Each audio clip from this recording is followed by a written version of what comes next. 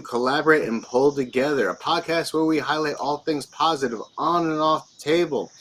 We took a little bit of a hiatus because of family events occurring. My son just turned 10, so we're back on track, and we got the ball rolling today with Flashpin Productions crew. Joining us, Dustin Poles from Texas, and also in Texas, but originally from New York, Lorenzo Montanez, sorry. Oh, that's all right. Montañez, yes, sir. Montañez, yes. And then joining us again, returning guest and reluctant co-host, we got Steve Fernandez of the New York Tristate Armwrestling, founder of all things New York Tristate Armwrestling. This man created and built this thing up and has been a really amazing person to partner with in all capacity of arm wrestling. Welcome. Thank you for joining the show. I really do appreciate having you guys on. I know Texas has been crazy. You guys have been doing a lot of events. You guys just had an event.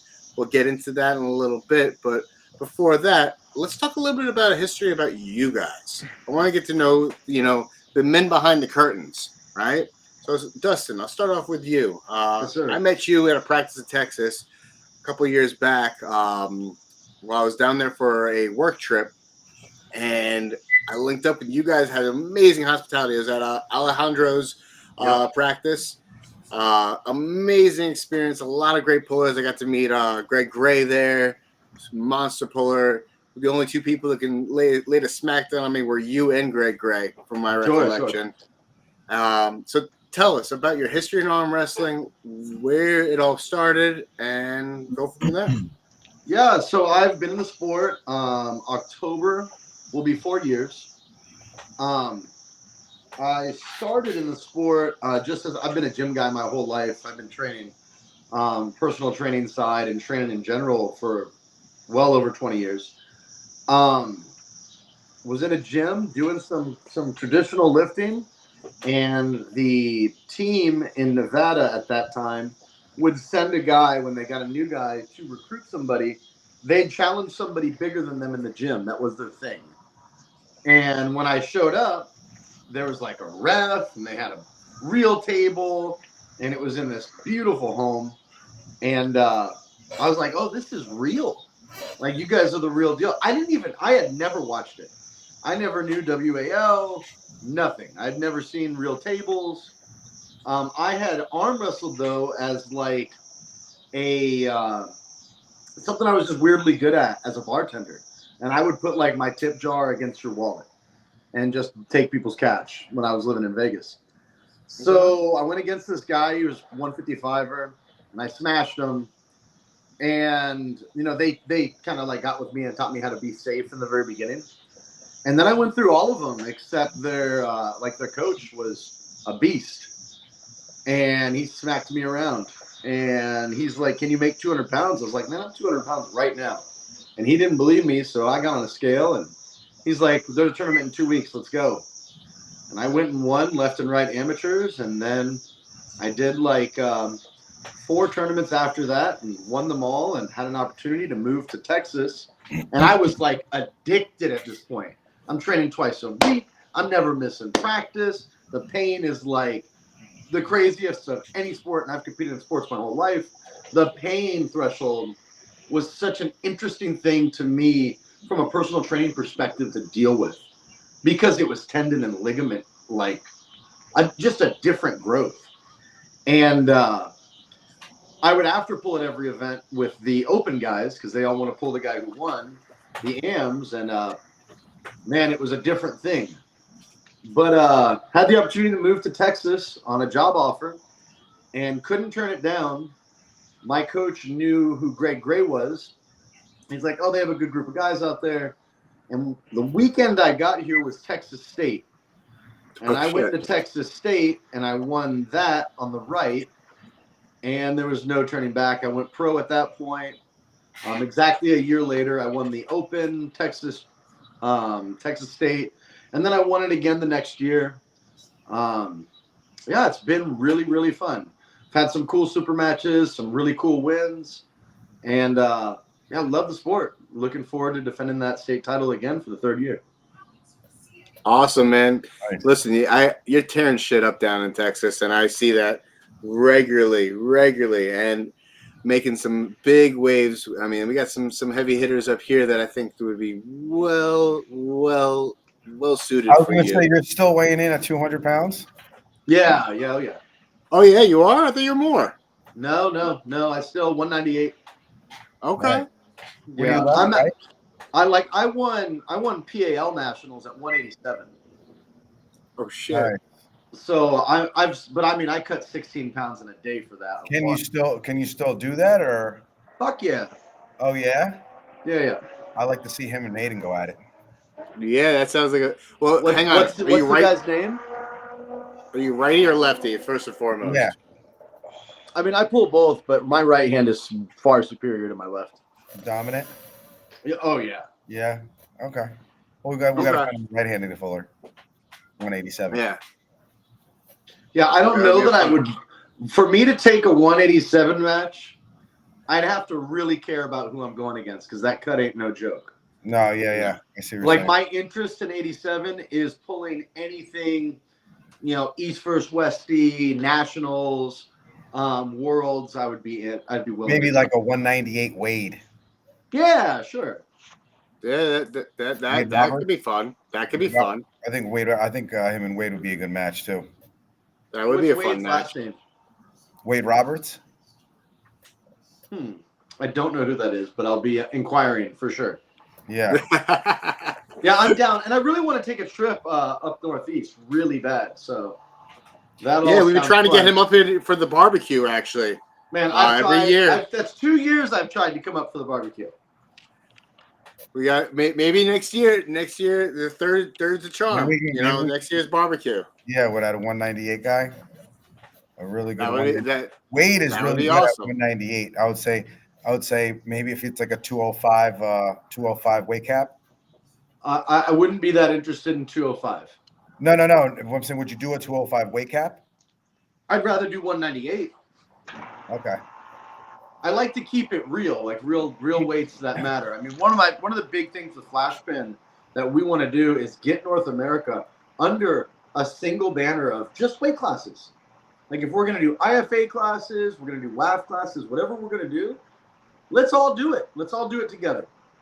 Because I stay in really good shape year round. And as an athlete, low body fat athlete, where I'm going to compete really matters to me. Right? Because I'm going to stay in striking distance year round to be able to compete as much as possible. And I get these calls for matches at these different weights, like 209 and 187 are wicked different. Yeah. And so is like 198 and 209 are wickedly different. Yeah. And like who shows up? Like if I'm going to compete at 209, I'm going to get up to about 220 walking. And right now I'm walking at 204. So like for me to compete at 205 isn't that interesting to me because I wouldn't be water cutting into it at all. 198 is kind of perfect. I typically will get to about 208, 209 to compete at 98 in my prep on the way in. And so 98's nice. 87's cool. I mean, I have to run, and running's not that fun. Yeah. Running sucks, man. I'm on that right now. Running's not that fun for sure. Oh, you see what I'm talking about? I already knew it. I already knew Aiden was going to say something. Of course Aiden's going to say something. Aiden, if you want to hop on, man, you're more than welcome to. Because we got somebody who thinks so. This is the guy that I was talking about at left hand at 187, but even at 198, he's a beast. I would say, look, if you're looking to stay at 198, I still got Jason Ciardi for you, which that's our guy that we're bringing. Is that Jay? Yeah. Jay's a monster. I met him at East vs. West. I love that guy. Yeah, man. Yeah, I really like that guy. Yeah, he's a really good guy. We're going to Montana together, all of us and a whole crew. So he's a great guy. Him and his wife. Just a great dude. Another thing that I would actually be more interested. I mean, I'll come pull. I'll just show up to a tournament and see if I dust it. But my wife at 125, I would be way more interested in anyone out there at 125 pulling her. 125. Who did I just see that one that was really late at 125? But I'm saying I have monster girls. I have a monster girls that are almost double that weight. You know what I mean? But Yeah. At 125 pounds, I don't care who the girl is. Yeah. Well, I mean, we got I don't know how Little much Beast? Chris Florent. Little Beast. No, I was Little Beast or Chris Florendo's wife. I don't know how much she's training. Oh yeah, that could be. I really don't know how long. I really don't know. But I know she. I see her at practice sometimes. Yeah, And you're she's right got some, though. some She is. speed. She is, and she does pull, and she's light. She's really light. She's light. Yeah, like doing like she's 500 on the right on that match would be dope. Yeah. Who's she pulled? Well, go ahead. Who's she Say pulled? again? Who's she pulled at 125? Who has she pulled? Yes. She's pulled Tara Terry. She's won a few things at 155, but as far as super matches, she's would only be interested in 125 for sure. Okay. I mean, she's walking at 125. Gotcha. Well, But I'd say Tara Terry's her that best one. win in a super match. Oh, Yeah, we got somebody. Kyla Ward. Yeah, anybody at 155. It doesn't matter who it is. At 155 or 125? I mean 125. Yeah, 125. I'll have to look up Kyla Ward. I'm not really. So, while you guys are pondering and thinking about it, I do want to stay on track because I do know we have some guys who need to get off of here sooner than later. Yeah, Lorenzo. Yeah, brother. I met you here in New York, and dude, you gave me one of the matches of my life. I gotta say. Oh man, you're talking shit, dude. You smashed me so many times, dude. In the tournament, I can't wait to grip up with you, brother. In the tournament, it was going up against your long ass lever, like, cause what are you, like 6'2" or some shit like that? Yeah. Like, yeah, you're 6'2" at 176. Like that long ass lever at that weight class is a challenge. It is a serious challenge. Don't sell yourself short, man, because I'm the short guy here. Dude, I'm such a different puller now since the last time we pulled. So it's yeah. It'd be interesting. My levels evolved so much coming out here to Texas, brother. It's been incredible. Well, you're training with the likes of Greg Gray and all those guys. Yeah. Of course it's going to level up. I mean, Alejandro himself is a monster. And that King's move and that weird-ass, like, drag hook that he's got. Woo! So, tell us about your history in the sport, man. Yeah, man. So, I'm a lifelong martial artist. I got into the sport in 2019. I was watching, Bleacher Report. I was watching Bleacher Report, like, WAL, and then watching Pulling John. And I just got intrigued into the sport. Looked up arm wrestling in New York City, and I ran into Jason Vale. Got Jason Vale's number. And I was getting texts from Jason like every week about practice on Thursday. And I'm like, practice for fucking arm wrestling? Like, what the fuck are we talking about here? Anyways, he sent me a text talking about a tournament out in Queens at Cheap Shots. And I was like, you know what? Let me go check this thing out. Went out to Queens and I placed third left and right at Cheap Shots, and I kind of fell in love with it then. Started going out to Queens, about 2 hours on the train, going out to Jason's every week. And yeah, man, that's kind of like where I started with arm wrestling. Fell in love with it. Went out to a few tournaments, got crushed, sometimes placed. And then came out here to Texas and started pulling with these boys. Dustin's taught me a lot about the sport, how to pull a little better, how to pull a little smarter. And man, that's kind of like where I'm at right now. And I had a great match against Livingston Vaughn, who's ranked third left, sixth right, and now we're here. Nice. Good shit, man. So we got to get you guys up here maybe for the barbecue. Maybe you guys can, carpool or fly up together, get some Texans. And I'm thinking that would be a good, the barbecue might be a good setting for that. Yeah. That'd be fun. Hell yeah. Yeah, it's unfortunate I never went out there when I was there. So, that's my bad. Listen, life happens, man. Yeah. You got a busy life. Yeah. Yeah, I'd happily come bust Aiden back on the right. Oh man, we got some good talking right there. Love it. I love it. I know Aiden Yeah. still got to train for his right. I know he had healing up a little bit to do. I know he's training right, so but I'm sure within time because we're starting to actually do something up now, trying to get him a super match with Ray Romanowski. So we're still trying to see, and it's going to be right hand. So if everything works out, it should be actually on the same card as you, Dan. So that should be Nice. matches on there. Okay. That's if Aiden, heals up in time, and if he does, hopefully we'll have him on the card. Just an idea, just so everybody knows, there's probably going to be like 10 matches that day. So we're going to have, it's going to be a great night. The matches that we have set up are ridiculous that night. So it's Absolutely. I'm looking forward to talking a little bit more about that in a little bit. But we just got joining us. We got Marcus, who I believe he's the ref for a lot of the Flashpin productions, and he's also part of their podcast.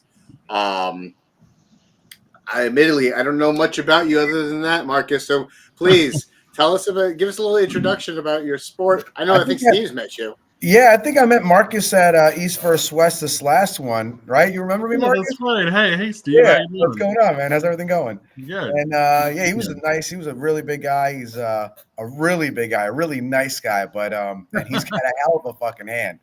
So don't let him fool you when he gets on the table. It's hard to not fool with somebody that's that big, but he plays it like real sweet and soft until he gets on the table. So, but yeah, great ref, I'd have to say.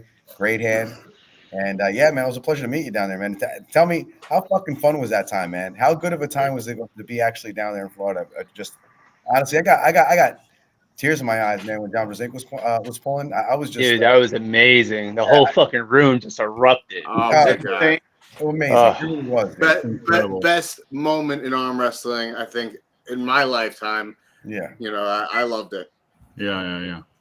Well, good to see you again, Steve. Dan, thanks for having me out. The podcast, pleasure to be here. Nice to meet you for the first time. Like you said, I'm the head officiator for Flashpin. So I, wrote the rules for Flashpin. They're mostly based on IFA rules. And it's a collaborative thing, like most aspects of Flashpin, as both of these guys will tell you. We kind of brainstorm and work together on little bits of everything, which includes the rules. And those have evolved since the first one. The first one we were pretty strict on IFA rules. Now we're coming out with our own rules, which have been pretty great. So yeah, I'm based in Austin, Texas myself, like Dustin Lorenzo. Been here since 2013. Been arm wrestling since 2022. I'm a COVID arm wrestler, like a lot of us are, Straight out of COVID. Yep, straight out of COVID. Yeah. So, but it's been great. Being a super heavyweight, you can see my instrument in the background. I went to college for music. I don't have a strength background, but I've always beat my friends in arm wrestling my whole life. Like most of us, we're all like, oh, we show up to your first arm wrestling practice like, oh, I'm undefeated. I've never been beat. And then you just get your ass kicked by everybody there, And so that happened to me with Dustin. Was there at my first practice, and I was hooked. Been doing it since then, and just sort of drifted towards the refereeing side of things. I have a background in service industry. Did a lot of bartending and bouncing. Bounced my way through college. Did some bouncing in Austin, and I don't know, it just seemed natural. I think my bouncing background has definitely helped me when it comes to refereeing, Arm wrestlers are just about as bad as drunk people. Drunk people maybe a You little get bit pretty more. belligerent at the table, huh? Yeah. I give drunk people the edge just barely, but anyway, yeah. So, yeah, nice to meet you again. Thanks for having me. It's a pleasure to have you on the show with us, man. I gotta say, seeing what you guys are doing with your talk show, seeing the, I didn't get to see the event live, but I did get to see some of the clips, and that shit looks really good, man. The production quality looks good. It looks well oiled. I'm very excited because I see that there's a lot of events happening. There's a lot of events that are happening, and there's a lot of growth in our sport, and I think there's room for the sport for all of it to grow, which excites me. And Dustin, I gotta say, I have a special present for you right now. Oh, Aiden. Boy. That's my boy Aiden. How's everyone This is doing? Aiden meet Dustin. You guys are definitely, it's inevitable, I think, that's gonna happen.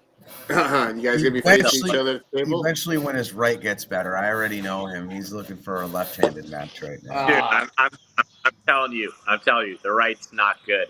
I would probably lose an amateur class with my right arm right. yeah. Don't pull me right-handed. Wait, Aiden, do you go by? It's over for you, lefty. It's over for you. Aiden, my left, man. do you go by AJ? Do you go by AJ on Instagram? Yeah, we follow each other, buddy. Dude, yes, dude. You're legit, dude. You're legit. I met you at New Way. Yeah. Yeah, you're pretty fucking strong, man. I'm okay. Yeah. Humble. Oh, Steve, look what I got. Look what I got right here. Little you like that, huh? That shit is nice, man. Yeah. Decorating. So what is that, Aiden? Tell our other viewers and our other guests what the hell that thing is, because it just looked like a little shiny thing in your hand. Explain what that is and how you got it. I had a super match this past weekend against Wade Roberts, and I ended up coming out the champion, as you guys know. Nice. I also got a Nice. nice Wade chain to go with it. Yeah, man. There you That's how go. we You do should things rock here, that man. shit That's right how we now. do things here, man. Hey, you should put that up with your match against Dustin. Sure. As long as it's Wade Roberts. as Wade it's Roberts is a left-handed. little guy.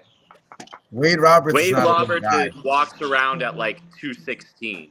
Yeah, definitely. Oh, it looks like most of his matches are at 176.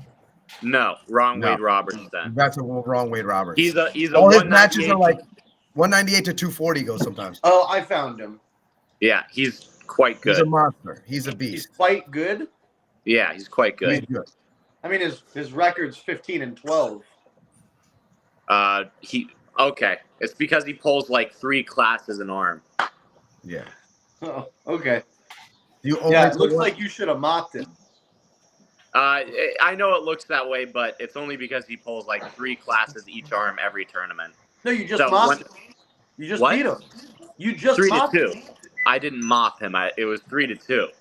It was very close. Yeah. Yeah, his left looks good. His left is quite good. His right's very slow. It would, if I was healthy, it wouldn't be a match right-handed. But left was very good. Yeah. Yeah, his left looks good. Yep. We got a lot of left-handed monsters up here, up in the Northeast. I don't know how things are I don't down know in how Texas, that happens, but we do. We really do. we actually do. Like, listen, Lorenzo, you've pulled me left-handed. For somehow my left arm is nationally has a national title this year. But for reasons unknown to me, it's the party arm. It came out to play. Maybe you guys just because you drive. If you guys do so much driving with your left, I don't know. I don't know. So, all right, guys. How do you do with Jason, Aiden? I've never pulled him. Ooh, Ciardi? Yeah. I beat anyone. It doesn't matter. As he's stuffing his face. Oh boy. He's young, Dustin. He's young. He's a young buck. He can eat as much as he wants and not gain a pound at all. Man, Me Aiden's too. a beast, dude. He beat Tim Lewis too, which Tim Lewis was weighing how much at the time? Like 220 or something like that. Yeah, but his right arm is terrible, man. Like a child could beat his right arm. You pulled him only right-handed? No, I pulled him right hand. I won 3-2. Left-handed, he won 3-2. Oh no, I beat him 3-0 right-handed. And he won 3-2 left-handed. That's what it was. His left is quite good. Yeah, his left's good. That was a close match, though. It was a very close match. Yeah, yeah. If you want to get that little right arm healthy, you let me know. I'd love to come out next year. I'd probably like to make Winter Blast. I don't know if you guys are affiliated with that or. Yeah, always a good you tournament. go to Winter Blast. Well, I go to Winter Blast. Yeah, because it's one of the biggest tournaments in the Northeast. Absolutely, I feel like Merlot will be pulling that. Yeah, Merlot more than likely will be at that. You know. What do you rated on airs? I'm like 22. Okay.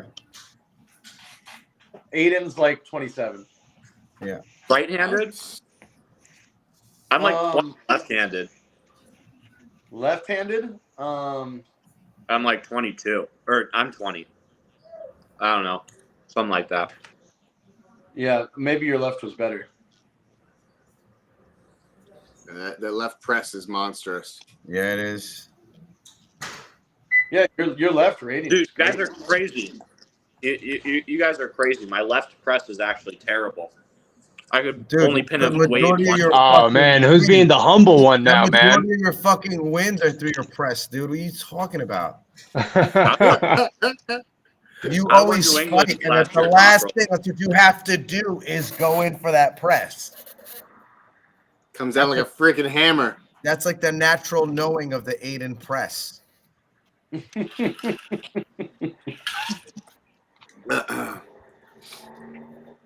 How long have you been pulling? A year?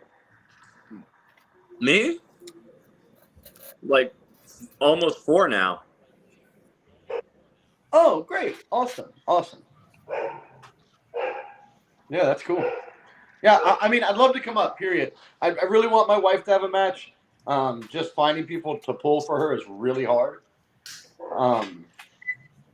But I'd come up for a tournament for sure. I don't see any reason why not. I do tournaments every other month, so whatever you want to do, I can set you up with a super match before a tournament. Every other month? That's pretty rad. Are you guys running like a ranking out there or anything like that? Airs. Those guys? Airs. You're using airs. That's fucking dope. Anything you see that I have has already been put up on airs, and all my tournaments are running through that. It's either a super match. I have something every month or maybe twice a month, but I'm also doing stuff with other people. But my personal stuff is either every other month doing tournaments, and then in between is like super matches that I kind of lay out. You know what I mean, for everybody to see. Yeah, that's really cool, man. Yeah, man. Aiden's been a part of a lot of them. Dan's helping me a lot with the Montana. Aiden's part of Montana too. So, but yeah, we have a big crew, man. A bunch of ridiculous pullers. A lot of left-handed, right-hand pullers. I would say within the next few months, even for next year, is going to be a little bit. I won't say nothing yet. It's gonna be crazy. I don't want to say nothing yet, but yeah, good things are definitely coming. You know, good things are happening as they are right now, which is a blessing. Thank God. But when's the barbecue? Usually it's the first weekend in June that we usually have it the kickoff. And this year, though, I'm probably going to find a venue for it. I have a buddy who has a restaurant that I might be actually doing it out of there. Because they'll be at a venue, I'm thinking about not just making matches, but also making a tournament out of it. Because this will be the 5th year of running it. And then, each year, like we had a couple different, walks of life coming and entering it that have asked for a tournament setting. And so I think I'm gonna fold on the pressure and give the people what they want. Great idea. Yeah, Great idea. When is Winter Blast next year? it's always in March, I think, right? March, I want to say 22nd or 25th. 22nd or something in that range. It's usually in that range. It's like it's like 2 or 3 days, so it's always like 22nd, 23rd, 24th. It's always like that. You know what I mean? So yeah, that's a fun one. Yeah. That was great last year. Yeah. Hopefully you don't go through the Nunez shenanigans again this year. That shit was ridiculous. With the weight classes and shit. Just the waiting. The wait. I waited all fucking night to pull, dude. I was like, yeah, there's a lot of dramatics there. Man, my adrenaline went ridiculous. up and down and up and down, and I was like, when the fuck am I gonna pull, dude? Yeah, I was waiting there since like, I want to say 9:30, 10 o'clock in the morning, because I set up all the sweatshirts and the shirts all the way in the back. So I was sitting there all day. I'm sitting there going, pulling at 12, pulling at 1, pulling at 2, pulling at. I'm like, what the fuck what am I pulling, dude? Oh my god, man. Yeah, no, when you have a big ass tournament like that, the hurry up and wait game can really, really hurt the energy levels. Because I've experienced that at big tournaments, and it's sometimes it's like, all right, you know what? If I'm doing a lineup of tournaments in the year, does it make sense for me to really burn that out? Because I'm going to hurt my chances at the next tournament that I go to, because I've wasted all this energy just to recuperate from that. So I got to space it out a little bit more when it comes to that type of thing. Setting it up a little differently now. I think they're going to do 2 days matches on one day, and then they're going to do the tournament on the next day. So I think that's a little bit better instead of trying to throw super matches in the middle and shit. That sounds like that's cramming. Yeah. It's cramming 10 pounds of shit in a 5-pound tuna can, you know. Yeah. Never bodes a little bit about Flashbin and what we're doing that I wanted to talk about while we were still in this realm. This last show was really our opportunity to work with a real studio that is putting the event on, right? So we had our Duro studio out here, and there was a full group of professional guys involved, from cameramen to directors, that really just loved the idea of arm wrestling being real. And they were like, this is insane. Like, we want to be fully involved. And they got into it. And it was our first time really getting to work with the group in an atmosphere that we can, that is highly duplicable, right? We can duplicate the same exact thing over and over and just make little tweaks instead of having to reinvent the wheel again, right? So we got a really good base now. We know that all you have to make and then build on the athletes. And the biggest goal is to spend time with the athletes, humanizing them. Our next one, we'll probably spend a bunch of time over the next probably 8 weeks leading, which will probably be in January, going out to practices where these guys pull on the regular, doing pre-interviews, spending some time asking them about their story, what got you into the game, tell us what this win means to you, tell me a bit about your opponent, and then having all that footage to have pre-cut to lay it in throughout the event as the event goes on. And the real goal of the next one is to create a lot of humanity on all these individuals like yourselves and asking about, you know, what you've been involved in lately. Tell me about your weight loss journey, and using footage to really allow some of these guys to tell their story. And that's the big picture goal. So that's where we're going with this. We think through telling the story, it'll enable us to get people involved that aren't necessarily involved in arm wrestling. Putting eyes on it. Like, for instance, me and Trey were talking about, have you guys seen the show Outlast? It's like the people in Alaska, and it's who can survive the longest gets $1 million, right? And they do it a lot. Like, Survivor's a really good example. In the show Survivor, we've all seen that, I'm sure. They do all these times where they cut to the person, and they're kind of stoically sitting on a rock talking about things, and a massive amount of this is done beforehand.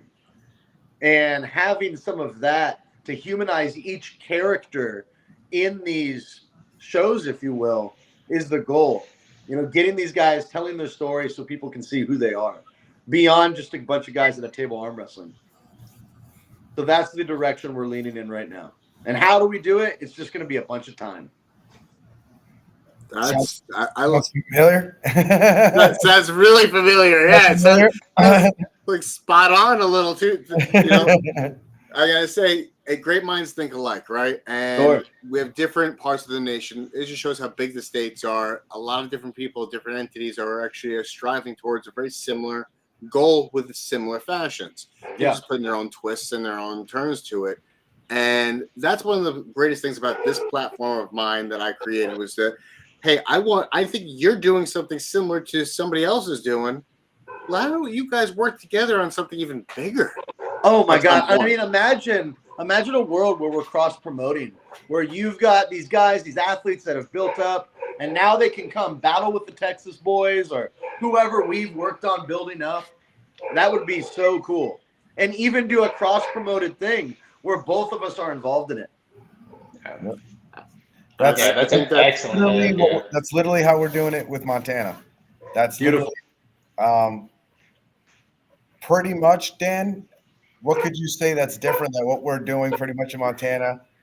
In all honesty, Dustin, you just told our entire storyline. Beautiful. Did you take our playbook? You know, were you on the fly in the wall, man? Because well, it's what we all know, right? We know there's so much more to it. Yeah. Because what I want to bottle, what I have to bottle in my mind is what I feel at practice, right? I come from martial arts, right? I've been banging with boys my whole life. I served in the infantry in the initial invasion of Baghdad. The camaraderie I built with my group of guys is very different. And getting to how do we bottle the feeling of practice where we meet with the gang, we all laugh, we beat the shit out of each other, and then we move on to our days. And a lot of us, you know, you wait till it's practice time. It's like for me, I mean, it's like my favorite part of every week. You know, I'm trained to go work with the boys. I call it armed therapy for a reason because it is therapeutic for me, you know, for that purpose, that camaraderie, the comradeship, the togetherness. You know, to me, the concept of stronger together doesn't just mean on the table, though. You develop some really solid bonds with some people. Like, I mean, for instance, you guys are in Texas, Dustin, Lorenzo, you are in Texas. However, I've met you in person and I feel like I'm better for it. Yeah. You know, it's just, it enriches my life that much more. So I'm grateful for the opportunity. I love it. Oh, we lost somebody. Aiden jumped off. But with that being said, Steve's right. This is what you're talking about, exactly what we're trying to capture and create that relatability content because it's cool to watch the sport, right? We all, those who are really into the sport really love watching it and enjoy it thoroughly. But sometimes we want to know who the hell these people are at the table. I would like to know who Lorenzo is. I want to know what his backstory, what he does in his free time, what he does as an occupation, you know, because in that reality, one of the things it speaks to about our sport, which makes it more unique than any other sport, is it does attract all walks of life. Yeah. All walks of life are attracted to the sport, which is amazing. And this is the only sport that can lay this claim. No matter how old you are, no matter what sex you are, no matter what color you are, no matter what background you come from, you have participated in our sport in some fashion, some way or fashion. No other sport can lay that claim. Because to settle disputes, sibling rivalry, you're arm wrestled. In high school, you're arm wrestled. You know, old man and child, you're arm wrestled to kind of, lay the smackdown on the kid type of deal. You know, that has been always a part of humanity. And that is one of the things that I see that we're lacking the need for the cross promotion or somebody to sit there and say, hey, you're doing something similar to you. Let's get you guys in the same screen, same room, and get a conversation going to see where it goes. Yeah, I think there's nothing more important, right, than us taking our passion for something that is weirdly passionable, right? Like we're all so excited about it when you get involved. I go around practice and I talk to guys and I'm like, so tell me something about the sport that you love. The answer is the same from everybody. I love being able to come here and compete with my friends and learn from each other every time we're there. Because you get on and you're feeling different things out, and then you're like, oh, this would work really good for you. I school people on how to beat me all the time, all day long. Right? Whether you can do it or not might be a different thing, but I'm all about, like, let's learn right here, right now. And it could be guys I've had super matches with, and right after the match, we're on the side table. And I'm gonna interject real quick. I like you guys heard, I started with Jason Vale. You guys know who Jason Vale is. Yep. I learned more from these guys here than and you know, God rest Jason Vale's soul. I learned way more from these guys than I ever learned anything from Jason Vale. And I think what we need to do, we need to come together. We need to stop hiding. We need to stop, you know, trying to keep secrets, and we need to make this a fucking sport. I'm tired of telling people, yeah, I'm an arm wrestler, and they say, oh, is that a sport? Like, yeah, it's a fucking sport, you know? And the reason why people say that is because we have not come together. We have not made this thing that we're trying to do right now. Like what we're doing right now, this is what's going to make this sport great. This sport is already great, but it's going to make it known, and people are going to know who we are, no matter who we are. Yeah. You know? Yeah, absolutely right. And I love that there's different parts, and it just seems like that we're all doing this around the same time too. So that there's no coincidence, in my opinion. Nah, dude, it's the universe. The universe is bringing us all together. It's bringing all of this together, and it's all happening for a reason. You know, whether you want to believe it or not. There's a word called it's called synchronicity. Exactly. You just read my mind. It's so true. I don't know if anybody has ever watched is into anime at all, but I like Bakiyama on Netflix. Okay. I don't know if anybody's seen that, but in the very first episode, it's called Synchronicity. It's these deadly criminals have no happenings with each other. They all converge into one place because there's this one guy who's to be like the greatest, right? And so that's kind of like we all have this common goal. We all want to be the greatest, but how do we get there? And this, like you said, this is how. Break down those walls. Share those secrets, because listen, if I'm consistently beating you, I'm not challenging myself anymore. So if I can give you the tools that you need to beat me, guess what? I now need to figure out how to beat you. And we're going to constantly level each other up and bring each other to the next height. Yes. Yes. So, all right. What was beyond bringing the viewership to sport of arm wrestling for Flashpoint, or Flashpan rather? I like the name Flashpoint, by the way. I keep calling it that by accident. Flashpoint is better. Flashpoint is better, though. You're right. I do like. How has the arm wrestling community personally affected your journeys? I mean, go for it, dude. Go ahead. I mean, just like I was saying, I started in New York, dude. You know, I had a club out in Brooklyn, great guys. You know, a lot of young guys got us strong. Not a lot of them competed, which is fine. And then I came out here, and I came out here with my wife. We stayed out here for like a week. I met Dustin at Alejandro's, and it just felt different. You know, for me, it felt different. I felt a sense of camaraderie. I felt a bond. And like I said, I've been pulling since 2019. Been an okay puller. You know, I don't consider myself that good. But as I've worked with my team, as I've worked with the community here, I feel like I've gotten at least 25 to 30% better as a puller from when I started. You know, I've become a lot smarter on the table. I'm more tactful. I'm more mindful of what I do with my hand, what I do with my elbow on the pad. And the community here has been tremendous. Guys who, I interact with here in Texas, it's all love. It's all love in the East Coast too. Don't get me wrong. But the community here for me has been tremendous.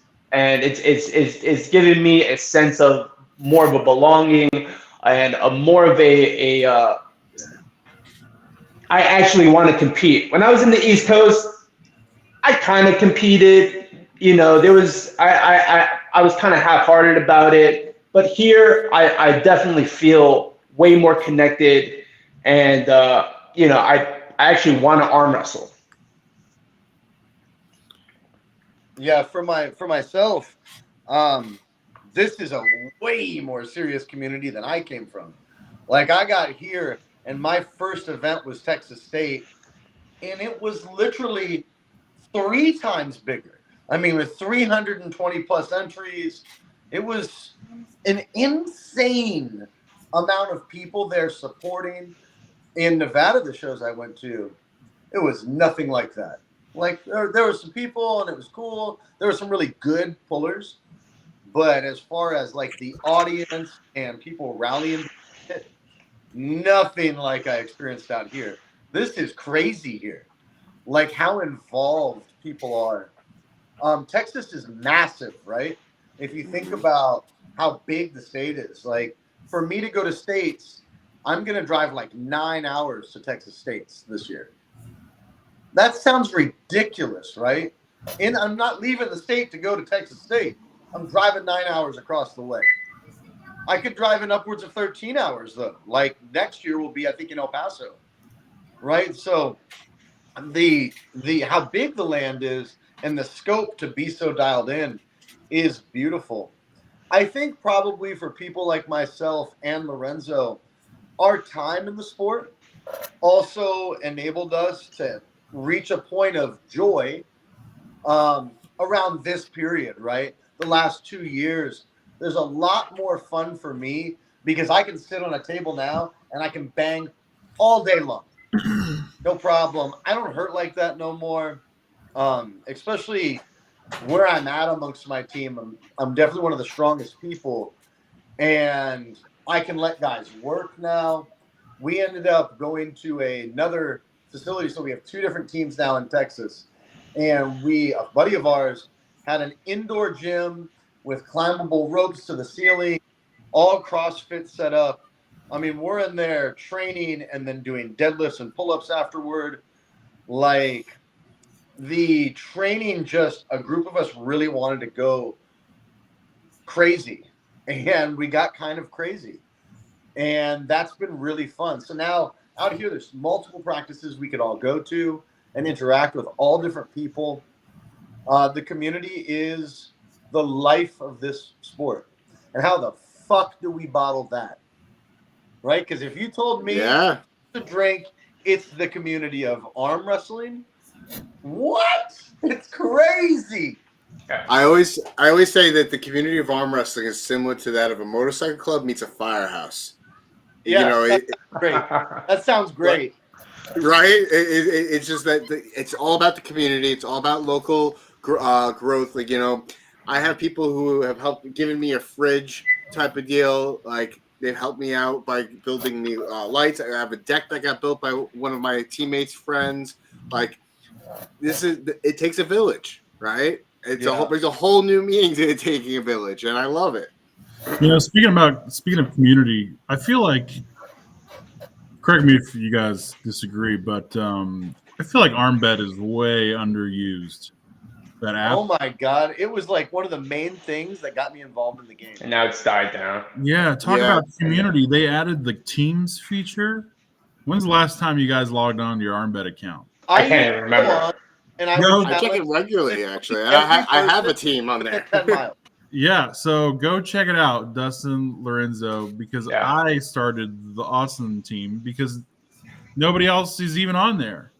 And I'm paying like a few bucks a year or a month or whatever it is to like run that team, and I did it thinking like, oh, we'll get a bunch of new guys, reaching out to us, hitting us up for practice, and it's not really what happened, So I think we kind of need to spread that a little bit more, when we start talking about building community and stuff like that.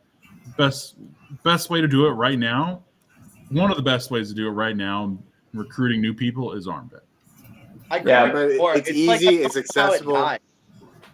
Well, what happened? It didn't I used to die. use it all the Just time. people just stopped talking about it.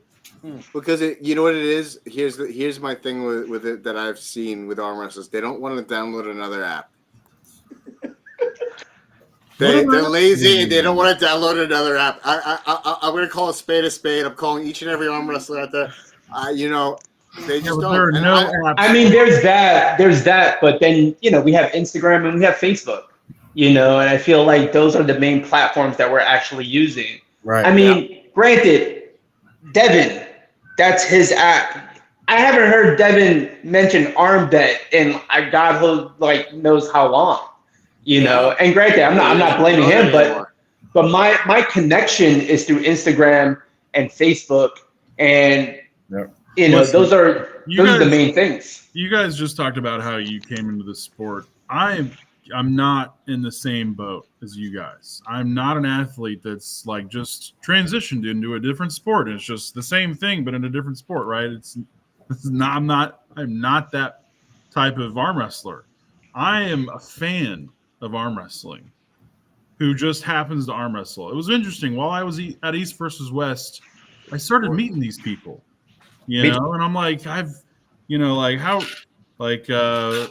don't know, just like shooting the shit with people. I'm like, how'd you get here? Where are you from? Have you been to these before? And I met some people there who had never been to an arm wrestling tournament in their entire lives, never touched an arm wrestling table in their entire lives. And I'm telling you, I'm one of those people. I just happened to get into it in 2022 after COVID, right? But you're going to see more and more of those people. The only reason I'm still doing it, with Flashpin is because I decided to become a really high-level referee. And I found that avenue for myself, the more cerebral side of arm wrestling. But if I didn't have that, I would just be a fan of arm wrestling. Well, I was kind of the same way too, though. I was a fan too. First, I was a promoter and a sponsor before I was actually a puller. So I wasn't a puller or anything like that. I used to just watch Devin, a bunch of videos and matches and everything like that. And obviously from there, somebody came in, walked into my store, and he used to pull and needed some help. Obviously because didn't have any money, didn't have. I designed all the awards, I did everything. So pretty much, I was just in love with the sport by sponsoring it and by promoting it, and then by loving it so much, you have to get into it. I mean, it's inevitable. It really is. I mean, it's just so. But yeah, vice versa. I feel what you're saying. I wasn't a puller like that. I mean, I was more on a fan, and loved watching everything, taking pictures, posting, and I still do. I still am. I'm a puller too now, though. So yeah, I consider myself. I'm number 15 in Texas, number 13 left-handed, but I'm an amateur, and I'm pretty sure I'm, always really going to be an amateur. They forced me to pull in the open, with the pros. Yeah. But I'm not trying to become the best in the world. You know what I mean? Yeah. I like having a good time on the weekends with my buddies. I love refereeing matches, and watching arm wrestling is fucking awesome. So yeah, I gotta say, I love how each of us have a little bit of a different entry into the sport. Because my very first experience is very similar to Dustin to a certain degree. Because I was at a Renaissance fair, mind you, and there was an arm wrestling competition. And a buddy of mine in high school remembered me in middle school. I was actually pretty good at arm wrestling on the cafeteria tables. And he's like, "You're strong for no good reason. Let's get you on the table." I'm like, "What the hell are you talking about?" Mind you, I was one of those guys dressed up in garb. I was wearing like a barbarian's outfit type of deal. So I hop on the table and I got second place without any formal training. And then, life as it happens, had me forget all about it. And then COVID happened and I found Game of Arms. And I was like, I remember actually I did pretty well at that. Maybe when when things get a little bit better, as I need to lose some weight, I can find my way into the sport and connected with a couple of different people like Mike Gaiello and Chris Burton. And ended up diving into it head first because I was like, "Oh, this is fun," and I got bit by the bug, and I loved it from the moment I started it. So I love it. I love the different walks of life that this sport attracts. I love that we all have a little bit of a different backstory as well. Some of them are very similar. Some of them are very different, though, which is cool. Very cool for us. Because it's not like one of those sports that, my parents, not all arm wrestlers had parents that were doing it or legacy pullers. And not all had a family member doing it or grew up with it in their lives. They just kind of stumbled upon it. And I think it's one of the greatest things that COVID did for the sport. I do want to take a moment just to shout out some people in the chat because I usually do that, but I haven't been so good about that today. I got Ray Romanowski, Garcia Francisco. He wants to have a match with you. Montana. Fuck yeah, Ray. Yeah, he wants a match with you. We got Ian Carnegie. Ian Carnegie is the shit, man. Thank you so much for the Ian shirt. Carnegie, yep. This, you got to go to Ian. He's got great stuff, man. What's the story on the shirt? What does that say? Malord Arm Wrestling Championship? Major Arm Wrestling Championships. Major. Major. Oh, it's backwards on my screen. Major Arm Wrestling Championship. Cool. Yeah, Is that Ian Carnegie's event? Nice design. Love it. Yeah, he does a great job, man. Gold and black and white. He does. I got a couple of his shirts and sweaters and hats, man. And he's a great guy, man. He really is. He's a great guy. He's doing great things. Easy Rolls over there with JJ Jackson and Peter Brenna. They're doing phenomenal things. And I got actually, I'm just gonna put it out there. I got a great match for Peter up against Nanya. Oh God. Yeah.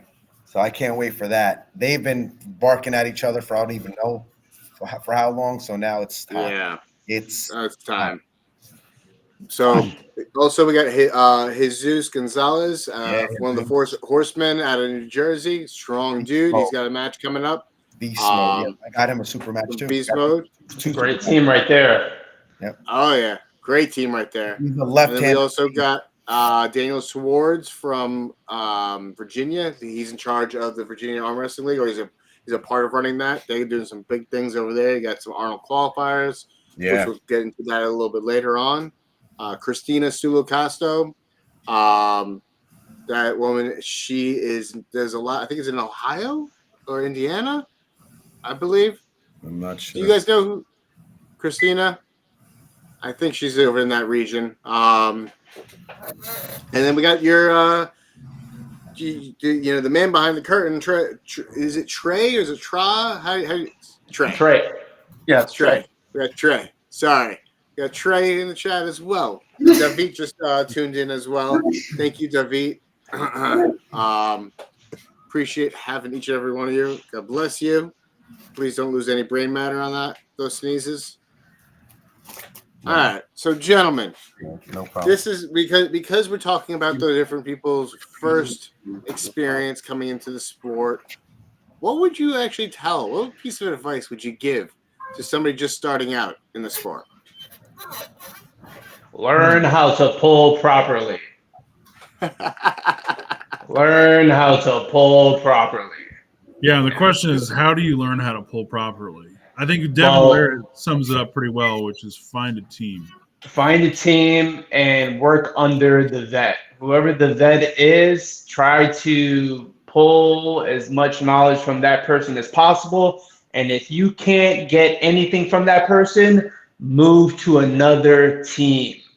Yeah. Move to another team. That's it. And guys, it's been a pleasure. Yo, Dan, I love you, man. I can't wait to grip up with you. Steve. Absolutely. Pleasure, my man. Nice to meet you. All right, Your guys. name on it right there. I'll check you guys soon. Take care. Yeah, I second exactly where Lorenzo was going with that, right? It becomes look at people that pull and think about when you get in their hand about learning what they were doing to be safe first. I would tell people to learn to pull backwards first. that pulling back is a safer way of arm wrestling. It also helps get guys away from taking arm wrestling here and moving it to all around your body and recruiting bigger muscle groups. A lot of people want to get on the table and they want to do this kind of movement, and there's just nothing there. Getting guys that'll teach you to kind of pour a drink on your shirt, understanding a top roll from that position. And if you don't have the pronation, if your strength is in supination, or you're really short-armed, taller guy but with short arms, or a heavier guy with short arms, I think learning to go inside but lat dragging instead of pressing is a really good idea. So pulling the match to you, thinking about what your relationship with pain is like. My relationship with pain is I like that. My relationship I like that. is really unique. I look for it. I seek it still to this day, right? I'm still deadlifting every week. I seek the arm wrestling as it moves from your hands and your wrists into your elbows. That's a different creature, man, altogether. And so understanding what your relationship with pain is like is really important to not get discouraged. So I love to tell people, like, take it easy. It's all good. Let's relax and go into this. Or, like when I met Trey Johnson, his relationship with pain was rather good. And he wanted to fucking hurt. So we started getting in it right away. And, I think it's important that you recognize who you are and don't try and be who someone else is. Right? Train, and like you got Neil's index finger saying, train properly as well, ease into pressure, don't worry about pinning. I think that's great. I get on people a lot about pinning. They'll start moving me right, and I can stop this match whenever I want. And then they'll move me, and then they'll like start doing this to get to the pad, and I'm like, whoa. Like, understand that you're not. If I want to beat you, I'm going to beat you. But when you take the match all the way to where you're in your strongest position, the pin just happens. Winning just happens in this game. But getting to where you're strongest is everything. Picking people's brains, talking to them. This game, one of the most unique parts about it is I want to tell you how to win. And I want to tell you so bad how to win. When is too much pain too much? That's going to be up to you to decide. Yeah, Jesus is at every tournament like me, so I can vouch for him. He's every Saturday.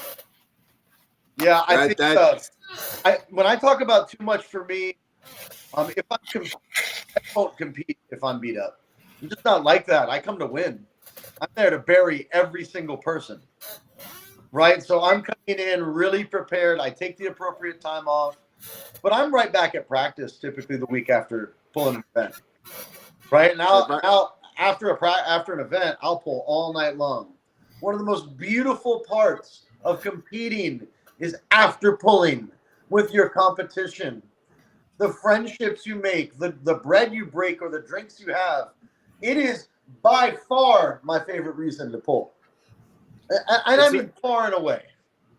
It's actually one of my favorite parts of the entire experience with arm wrestling is the after pull. I got to pull the after pull for Knuckles Up, even though I wasn't a part of the Knuckles Up event itself. Pulling in the after pull, I got to meet Jake Ward and pull with him. Aussie arm wrestler. That was really freaking amazing. So cool to Uncle John. Or Mastodon now, whatever he goes by these days. But like I find that's where. Okay, so tournament is where you get to practice your craft, right? After pull is where you learn how to hone your craft. Yes. And practice is where you actually figure out how that craft can be even sharpened a little bit more. That's how I see it. Yeah, I think that another part of practice that a lot of people miss is going into it with intention. Right? Showing up to practice with intention today. My intention, right? And some of us are a little more involved with the team, and you've got a couple of guys you're talking to about our intention. But I think still having peace of mind to know, especially at the lower level, What is my intention today? Why am I here? What am I working on? It's no different than any martial art I've been a part of. I've been a martial artist since I was 6 years old. And anything I did, I went in and today we're going to throw a high kick. Okay, I'm going to feint off a right hand, but I'm going to throw a high kick and see how effective I can play with that. No different than top rolling, right? Or high hooking. However you're going to do that, it can be a move way out of your comfort zone. But on this day, whenever I come against somebody with a shorter lever than me that I know is going to be forced inside, I'm going to low hand today. I'm going to see how I do with that. And I think you'd be surprised at some of the progress you find and some of the holes in your own game you find. Yeah. I also agree with what somebody just said a minute ago. Jesus, most of his growth came from competition. For me, especially in the more beginning of arm wrestling, I learned so much on that stage. Having the ref like set me up. I didn't have a ref in the place where I trained at the time. There was no one certified. So, like for our team, having somebody like Marcus around that can like talk to us about setups, put us in a ref's grip, able to run things by him in regards to rules. Like, as a puller, am I allowed to cap my own thumb because I can put it way down in there? Can I triple cap? No, you can't cap your own thumb. I need to be able to see it. Oh, okay. I didn't realize. I thought maybe they couldn't. They weren't allowed to cover it. There's so much nuance that he is able to give our team, and these are some of the reasons that anytime like Leonard comes out or Boom comes out or whoever's out there, and they're going to put on a seminar. I don't care if you want a ref. I went and sat through the whole seminar so I can understand what they're talking about. My wife is certified, right? Just because she wanted to go and wanted to understand to be able to communicate better. So anybody should go 100%. Yep, I agree. I agree 100%. You don't have to be a ref once you've been certified. Yeah, That's I true. agree 100% to be actually to go in there and get it certified so you know more on the setup. And I agree with Neil's what he's saying right now. Matches are won and lost in the setup. I agree with that too. If you're not set the way you should be and you're dumped or your hand is just a little bit, I want to say if you're not in your side, your comfortable space, you're not gonna. Majority of the time, you're not going to win. You're not set up right. I mean, and I remember in the beginning, I didn't know anything, and then people were telling me, put your hand higher. I'm sitting there putting it higher. It's still dumped. And I'm sitting there going, what the fuck are you talking about? I had no idea. Then afterwards, got Dan telling me, he goes, you won that pure arm, right? I said, I guess so. Because we were in the strap at the Vail tournament. He goes, yeah. He goes, hand. He goes, but you just muscled right through that. He goes, so next time, he goes, you got to be higher. And I still have that picture till now that you see my hand dumped like that and to the side. I would just, that's one of the, I don't know, I'm sure everybody has a different experience, their first arm wrestling practice or your first arm wrestling team or whoever it is that you spend your first training experience with. We all have different experiences, but one thing that I felt like we were missing here in Texas was fundamentals. Learning just fundamental movements. Like rising, like the difference between rising your arm and rising your hand, learning those two things, and just some of those fundamental movements, like what is a hook? What does that side pressure feel like? What is pronation, supination, adduction, abduction, a lot of those kinds of things, just some of those fundamentals, I think that's something that more people should focus on when they first start. Without a doubt. I think those are definitely crucial. But to your point earlier in the show, how do you find these teams? Download ArmBet. Yeah. This channel's not endorsed by ArmBet whatsoever. Hopefully that can change. But download ArmBet because that's how you can find your local arm wrestling community. If you're struggling finding other communities, there's other pullers. You can reach out to them. And I will say I am guilty of using ArmBet side by side with my Instagram and Facebook because I'll compare the names. I'm like, oh, that person actually does live closer to me. Let me reach out to them. I know that you're going to answer me on Facebook or on Instagram. They're probably not going to answer me on ArmBet. Answer some of the questions you get on ArmBet, guys. It helps. It helps grow the sport. It helps grow you as as a entity. But fundamentals are crucial. And just another shout out to the chat again. We got JJ Jackson. Yeah. JJ Jackson saying easy rollers, major arm wrestling championships. They're the shit, man. I love those guys. He's in the chat. We got Brian Parliament out of Canada. Armfinity. He's a sponsor for the City Slickers. He is actually no longer part of Armfinity. He is going by his own. So Brian Parliament, you're gonna love me because of this, brother. I know you are, and I love you too. He's going through the fingers. So he's gonna be represented through the fingers. So Brian Parliament is through the fingers podcast too as well. So if you want to hit him up, you want to look at his podcast, Through the Fingers podcast. Brian Parliament, he's absolutely phenomenal. We will be doing something soon against Canada, so you already know. Get ready, Brian, because you know what's coming. And then we also got the Drew24 in the chat. What's up? Sorry, I saw your name earlier. I didn't mean to skip on you. He's a big time fan of the sport as well as a participant. I got to meet him in Vegas. Really nice guy, very friendly. Love him. I just love his positivity that he shares with us. All right, so I got one final question for you, Marcus, because it looks like your cohorts had to take off. So you're the last one. Hit me. What is one thing, because you're new to the sport, so not many people know who you are, but what is one thing that really nobody knows about you that you would be happy to share with us? A little piece of trivia, Marcus trivia. Oh, man. I compete in dog sports with my dog. I have No way. Yeah, I have a little mutt. She was underneath me a minute ago, but she's mostly Whippet and Border Collie, a bunch of different kinds of terrier, a little bit of Belgian Malinois and Greyhound.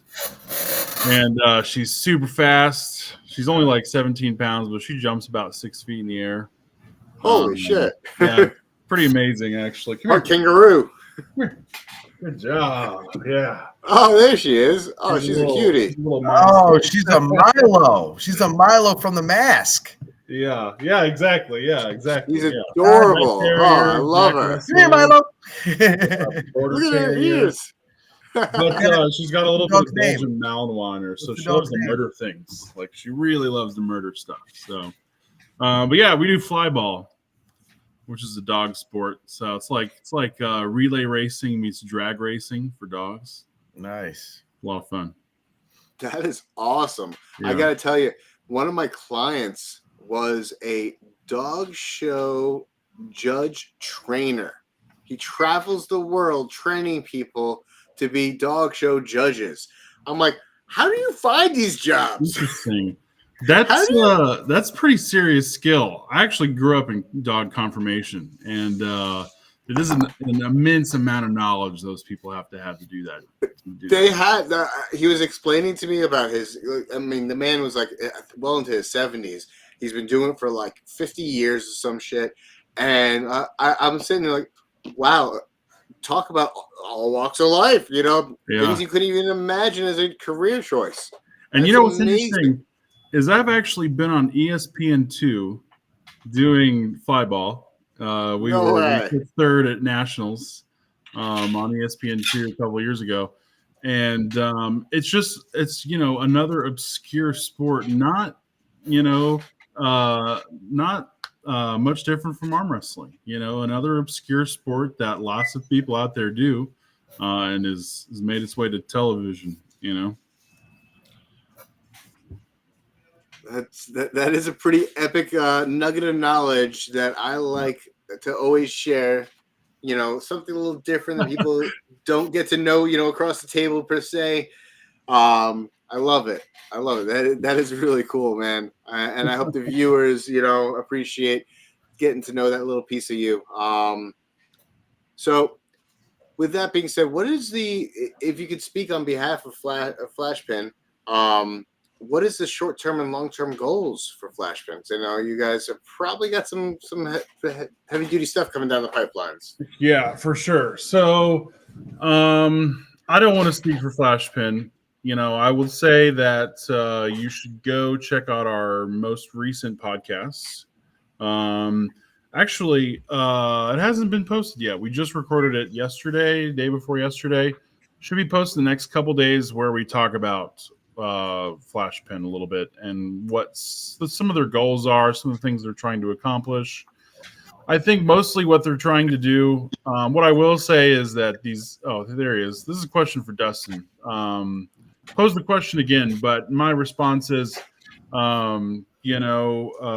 just build the sport and give some of these guys that are coming up an opportunity that they wouldn't have gotten otherwise.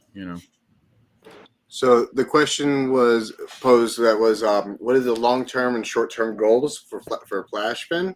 Got anything coming down the pipeline? I know anything that you can kind of unveil, give us a teaser Sure, on? yeah.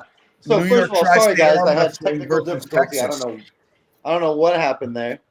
But the long-term, short-term. So long-term, that's hard to say, right? It depends on what we can do in the short term.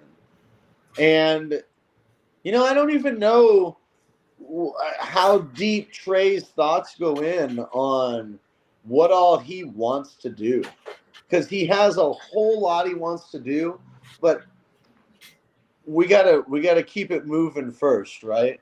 And make sure we can do this. So as we speak about it, it becomes, can we create a platform that athletes want to come be a part of? I want to be on that platform because I know how to market myself and I know how to create value in myself. And if I get on a stage like that, where there is real production value in what's being said about me, I then become a whole lot more marketable. So I'm going to use you guys to propel myself forward. And we're going to stand there and go, dude, we want to help you every step of the way. Right? Because it's a rising tide.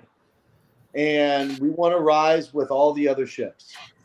And controlling the tide is kind of what we want to be a part of, and helping guys understand you can market yourself and you're special, and allowing them the ability to show who they are. Like, I'm really rad. I've been training a long time and I'm a lot of fun. Can I show you all how fun I am? And I'm a fucking badass. Let's go. And I get any of you guys like that have that kind of spirit. It's like, dude, let's go. You're amazing. We have Michael Bedwell. Michael Bedwell is violence. And the violence that he brings, I fucking gobble that shit right up. Let's go. Let's go. Because I was born in that shit. I became a man overseas fighting in Iraq. I was a young punk gangster. I was nobody. I wasn't gangster in real life. I just thought I was. I went over there and got hardened and tempered. And a guy like that, I can just identify with so well. I can see it in his face at the table. And now I'll rally behind you, right? And like, there's somebody like that for all of us, right? Dan the Nightmare was a regular ass dude at the Renaissance Fair, dressed up as a barbarian. He looked more like a rogue, but we'll go with barbarian, right? And you're overweight. And then you have this great weight loss journey where arm wrestling changed your whole life. Please let me tell your story, right? Let me let you tell your story and humanize yourself. And then you're on the table and you're mean. And it's like, all of us, right? Trey at the end of the event sent a message to everybody that really said it best. And without reading it word for word, really what it summed up to all these young and older men, right? Of all ages, of all backgrounds. Everybody was saying thank you to him in an athlete chat we created. And he said, let me just thank all of you. He's like, I sit back and I look at this, and as men in today's world, we just don't give ourselves a whole lot of credit. We work really hard for our families or maybe for ourselves, whatever you're doing out there. And males in today's realm are oftentimes put down for being a little too masculine or whatever the case may be. And he's like, I just wanted to create a platform that we all could be a hero just for a minute. And today you're all heroes. And that's it, dude. It made me emotional. Like, We're all Goosebumps, heroes. bro. Fuck yeah, we're all fucking heroes. Because when I get up there and I win and I turn and I'm fucking double buys and I'm screaming at the fans, I walk right over to my opponent's table. I thank his family for coming. I buy him a shot. We all do a salute together to getting better. And we move the fuck forward, right? Mhm. Showing people that this isn't slap. This is a whole different critter. Let's fucking show them and let's all do it. Let's show them together. I'm not against any other promoter that wants to do the same thing I'm doing. I'm like, let's go. Yes, let's do it. Let's cross promote it. That's literally what I'm doing going to Montana. Dan, is it right if I let it out? Go ahead, let it all out. Everybody knows now. Release it. Everybody's been known. So, film crew, we're going to be starting out at my house. There's going to be a party bus that picks us up from from New York in upstate New York. Going to take a ride down to JFK with everybody going down. There's going to be probably around 18 to 20 of us in a party bus. Whoa. It's going to be filmed while everybody gets on the bus. We're going down to Montana to a mansion, and it's going to be recorded, live stream, filmed, taking pictures, the whole nine. And just like you said, to get to know these guys' personal lives, to see what they're really all about, not just about being on the table. They know what he can do on the table. It's more on their personal lives. So pretty much like you said, you have to get different types of guys, backgrounds, characters that will put something together that you will see. You ever seen Real World? Of course. Pretty much what we're doing like that, and it's going to lead up into a super match at the end. Like you said, Dan's got his story of losing weight and his past from recovery too. And congratulations, Dan, on your recovery, 1 year today. So I bless you on that, man. I'm happy, very, very happy for you. But those are the moments and those are the type of things like I got Roger Learned. He's a phenomenal puller, has 2 wives, has a crazy background story of his own that he does. You know what I mean? Yeah. I've got Garrett Tupper, father and son. Father brought his son to arm wrestling, brought him into it.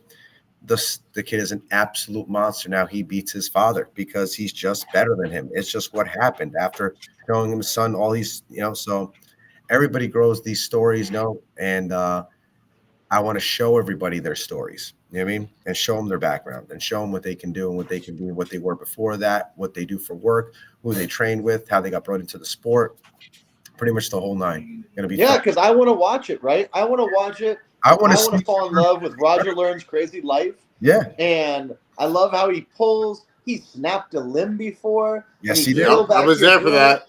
Yep. I was there for that. And he came back, you know what I mean, even stronger. You know what I mean? So that just shows that these backgrounds of the stories is what, people really need to see, and to order to bring the sport even to people that don't watch arm wrestling but need to watch arm wrestling. You know what I mean? And they can see it's a little bit more into depth.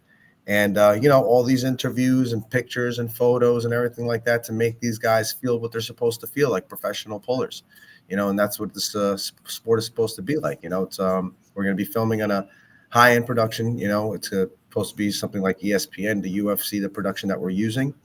They're phenomenal people. We've been working with them, going back and forth. So it's going to be something different, that leads up to the super match, so people could see a little bit more of a background story from each puller, so they can know, a little bit more into depth family. And 100%. Yeah. So a little bit more on that. If you scan the QR code or click the link that it was just in the chat, that's the event page where all the information on the page on the event will be posted leading up to it. And then also where the actual event is going to be live streamed will be on the M Spot. That'll be the main screen. They're going to be using a whole lot of under the table camera footage and different angles. Footage, yep. Yeah. Everything. And so that's going to be a fun experience with that. Is that going to be live streamed? Yes. It will be live streamed. Yes. Fuck yeah, let's go. That's great. Live stream. It's going to be recorded. We're going to be taking pictures, snapping pictures at the same time. It's going to anything and everything we can do to bring that production to the next level. You know what I mean? To make it more personal, Yeah. And do me a favor, go ahead on to Tristate Armwrestling in New York. Yeah. Because all the content and all the links everything that's going to be posted on YouTube, on his channel, on my channel here. Everything's going to be pretty much coming out of this hub of information, and everything will spread out from there. So just take a picture with your phone, take a screenshot, and that QR code will take you right to that link. I shared that link with you, Marcus. So that's freaking awesome. All awesome things across the platform with this event. The event is going down October 26th in Great Falls, Montana at a stadium casino. So if you're in the area, in that region, or a short car ride, whatever, take the trip out. It's going to be an epic experience. Oh man, we got the City Slickers are coming down to crush. We're going from 154. The country folk.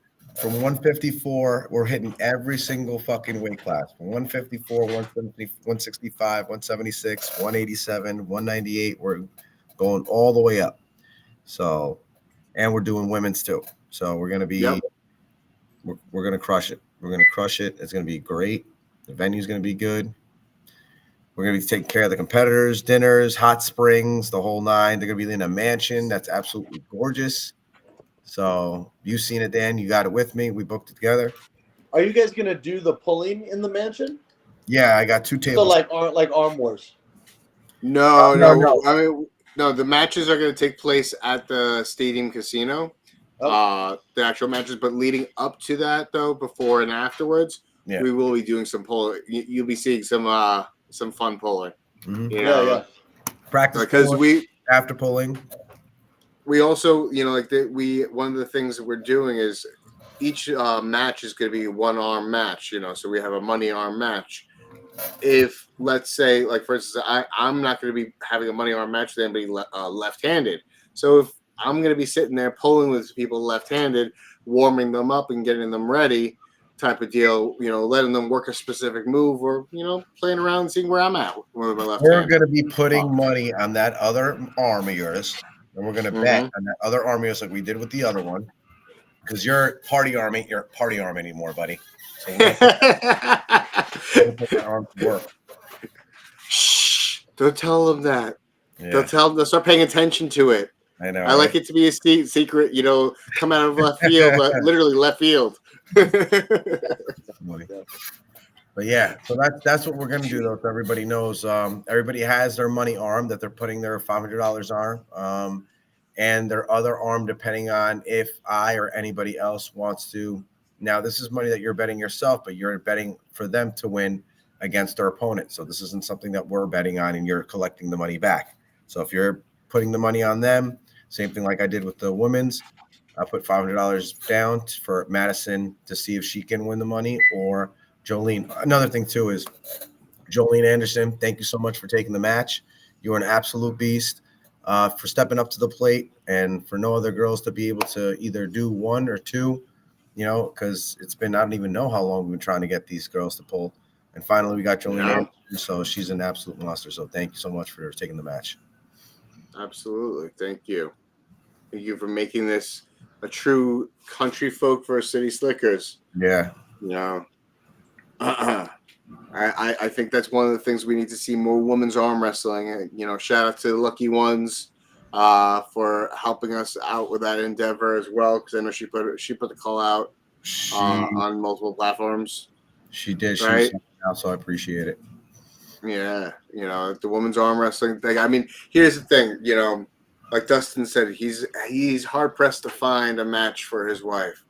Why is that? Let's get more female pullers into this sport, guys, because it doesn't have to just be you doing the sport and your wife has to go, do whatever they want to do. They can be a part of this too. They can be a part of this. I mean, some people have their reasons. I know, like, for instance, my wife, she broke her arm long before I even got into the sport of arm wrestling. So physically, she's just incapable, but she's still intrigued by it. Don't get me wrong. She's very much intrigued. And she's like, she does a couple of little training things. She uses some of my tools to kind of strengthen and condition her arms, being that she's also, I'm a licensed massage therapist, and so is she. And so she has a lot of interest in in the body mechanics of arm wrestling. And so she watches me, she coaches me. She's like, you need to start working out with this. You need to start doing this workout. And she's also a former yoga instructor, so she understands all about that. So I have, that's one of my secret weapons that are just finally revealing now. I'm very grateful for her. But any questions for us, gentlemen, that you may have? Not at all from me. You guys are doing great things. I love it. I'll be staying tuned. We're gonna see you guys at the next East versus West event. If it's in Florida, fuck yeah. Stateside, possibly. That's I what would they're love kind to of get down deciding, there. right? What are they deciding? They're deciding really if it's Well, that's what I mean. Yeah, Florida. let me clarify. I mean North American East versus West event, and I'm Yeah. not sure they haven't decided on anything. I actually, it looks like they haven't even decided on the next King of the Table location. Yeah, from what they're saying. Yeah, Yeah. which is What are pretty you soon. guys charging for the pay-per-view for this event? Or how do we view it? So the country folk versus city Yeah, cycles, yeah. that's actually gonna the viewership for it is gonna be free. How do I view it? Do I go on that website? Go on M So- Spot, and then you can look it up, and then pretty much you can see you're going to be able to see the live stream. So I Anything- can go to New York Tri-State, the link that he sent there, and then from that get to M Spot and all of that. So the Well, you M just- Spot right there is pretty much what the actual live stream is going to be on. But the actual show while we're live streaming through, the mansion and everything else is going to be on New York Tri-State Arm Wrestling YouTube and my Facebook page. Sweet. Okay, I saved both of those. Great. Yeah. And you'll see we'll be posting links galore. Just stay tuned on both those pages, on my pages as well. I'm going to be putting everything on blast, everything that I'm getting involved in this year. I got a lot of things coming down the pipeline that I wanted to share. One of them coming up With the go City ahead. Slickers, how many competitors are we talking about? 11. 18 from both sides? No, 11 each side. 11 each side. 11, Okay, I'm with you. 11 versus 11. Yep. So it's going to be Wicked. 10 guys all the way through, and then one women's. Okay. So we're doing every 10 pounds. So we start at 154, 165, 176, 187, 198, and so on and so forth. Every single class is covered. Wicked. Yeah, we have some monsters that are going to be there too, so it's going to be good. Definitely going to be good. Yeah, that's crazy. That's a lot So of you guys are going like every 5 kilos. Yeah. Yeah, pretty much. Yeah, interesting. Yeah, every class all the way up. You have like a title for every weight division? So they have a $500 bet that they win and that they want to bet. You know what I mean? So they have a $500 hand that they can win on. So, and they have a total team medal that's going to be plated. That's going to say, whatever on it and so on and so forth, but that's their word for the team. But individually, it's a single match for each person because we were going to do a $5,000 pot. It was going to be team versus team, but now it's going to be $500, bet on each person. And if they win, they win. And if they don't, because it's kind of hard, you're going to have half of these guys win, half of them lose. And I'd rather them deal out their own stuff. And if they lose their, match, they lose their money. And that's because they lost, not because, So yeah, that's cool. I think it's better like that. So like 22 matches. 11 matches, 22 competitors. Oh, okay, so no right and left. I'm with you. I'm tracking. Okay. Yeah. Yep. Yeah, it's not going to be right and left. We might have bonus matches. Some people might sit there and say, like, hey, I want to face, do like a last minute call out type of deal. Yeah. And they want I'm going to call a lot of money people down. out. I'm going to call a lot of people out. So there's probably going to be around, 20, maybe 18, 17 matches because I know our guys are going to bury these guys. I mean, so I'm going to, like Sam Mitchell, I'm definitely calling out with his left and his right. Garrett Tupper, I'm calling out with his left and his right. So there's certain guys I already have in my mind, that when I get there, they're going to think that the match is over. I'm going to be like, nah, get on the tables because you guys think you really can beat them left and right. So this has already been a talk with a couple of guys. Some of the matches are automatically just left because these guys are hurt right or they only pull right. So they don't pull left. So they're not going to pull at all so we have some matches like that. They're hurt, so On multiple tables or just one? One table. Just one table. Yep. Do you have an amount of time you're allotting this for, or Uh, just let it run? We're letting it run for a certain amount. I mean, it's we had a time span that we had an idea of, so I think it's supposed to be 2 to 3 hours or something like that. So 2 to 3 hours is the time frame that we're trying to be within. It's going to be happening, I think, at 6 o'clock Mountain Time, which is, I believe, 8 o'clock Eastern Standard Time. So we don't want it to be going too late, but it's great because it's not going to interfere with any other arm wrestling event that's going to be happening stateside. There's really no other no events happening at that time frame. So this is the first time you guys have done something like this, though, right? Yep. Yeah. This caliber. kind of deal. Yeah. Yep. Yeah, this spurred up as we were talking, and then it kind of clicked to me, and I told Dan, I was like, we're going to make this a show. And he goes, what? I was like, we're going to make this is going to be like a show. This is going to be like an actual production where we're going to film these guys. I want to let these guys tell me what their whole story is about. You know, so that's when it was exciting. Like, yeah. Really cool. Yeah, it was a great idea. I don't think Montana is doing the same thing that we're doing with New York. And then we do have Montana that's going to come to New York eventually. We'll see if everything goes the way it's supposed to.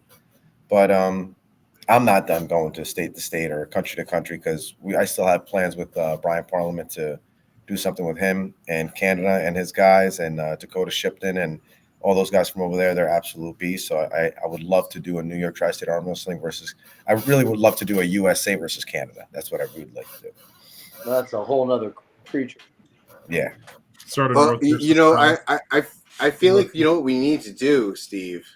Correct me if I'm wrong. I think before we get to US versus Canada, we need to get the best of each of the states, do these super matches, you know, take on Texas, find out who. That's what we'll do. Who's better, Texas or New York? Because I think Texans, you know, some of these guys are transplants. They're not true Texans, you know, so.